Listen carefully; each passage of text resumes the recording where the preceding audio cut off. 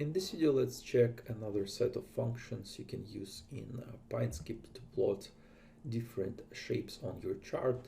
It can be useful if you want to indicate some signals, some events on your chart. Let's start with the plot shape function.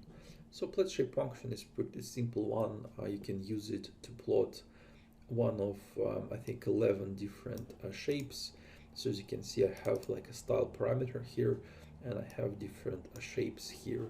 And let's edit the chart just to understand what is available to you. So here you can see I plotted all different shapes possible. As I said, there's 11 of them. And you have here very basic things like crosses, arrows, like flags, circles, and so on. So you can use this just to have some basic indication. Now let's look at other parameter of these functions. Fortunately, they're pretty customizable. So let's look at a location next. So you have 5 different locations parameters available to you, and let's go through them just to understand how it works. So the first one is location absolute. So if you put location absolute as a parameter, then you have to specify not like a Boolean signal, but actually a price. So here, for example, I see when my condition is true, I indicate price at which I want to put my shape on, and in all other cases, I put not available. And as you can see, for all other locations, I just output my true or false signal. And let's look at other locations. So you can put your shape above the bar, below the bar, at the top of the chart, at the bottom of the chart. In all these cases, PineScript will look at your chart, will look at your bars, and will compute the price to put your shape itself. So now let's save it and edit the chart to see how it works. So here you can see I have a bunch of crosses. So this one is like at the bottom of my chart, this one top of my chart, this is below the bar, this is above the bar, and this red one is exactly at price 50,000 as I put it on. And if you can see, if I will scroll, it's all plotted nicely, and you can basically resize your chart, and like your locations, if PineScript computes it, will be nicely adjusted for your chart scale quite nicely. Next, let's look at plot shape size parameter. So it's all pretty easy. So I used the same code, but I added here different sizes. And let's save it directly and see how it works. And as you can see, you have selection of only like 5 different sizes. So you can put size auto.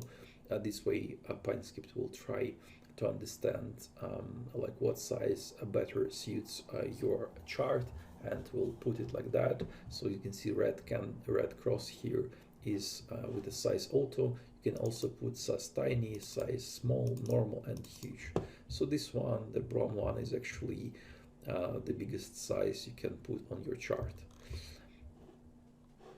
You can also adjust your shape color, and also you can assign like a text to your shape as well. So let's save it and see how it looks. So here you can see I have like a red cross for now. So as you see, I set up to my cross following way, my color the following way, and also I can specify here transparency as well.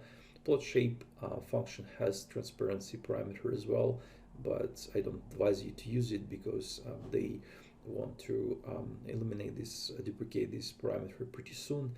And also here you can specify like a text as a parameter, and unfortunately this text parameter can be only like static string. It cannot be computed inside PineScript, but still it's a nice addition. Just if you want to clarify what this signal corresponds to, you can use that. And also you can change here like a text color nicely as well. So I think that's it about plot shapes. Now let's go to and look at another function, plotarrow. Plotarrow function is pretty simple function, and as you can see from the name, it can plot only arrows. So here you can see I have like a signal computed for my plotarrow function, and actually the signal should be integer. and it works the following way. So when you have like one PineScript will plot like up arrow. If you have -1, it will plot down candle, and if it will see 0, it won't plot any candles. So as you can see, it's quite easy, and the easiest way you can just plot arrow and just pass your signal here. Let's save it and see how it works. And here you can see we have our kind of default arrows plotted on our chart. So next, let's look at some other parameters you have for this plot arrow function. Of course, you can change, color up and color down for your candles, and also you can adjust your arrows minimum and maximum height to make them look a bit nicer for you. And also, of course, plot arrow is the same function as all other plotting functions in PineScript, and you can add some other parameters like offset, editable, show last, and transparency here as well. But as I said, like, don't use transparency.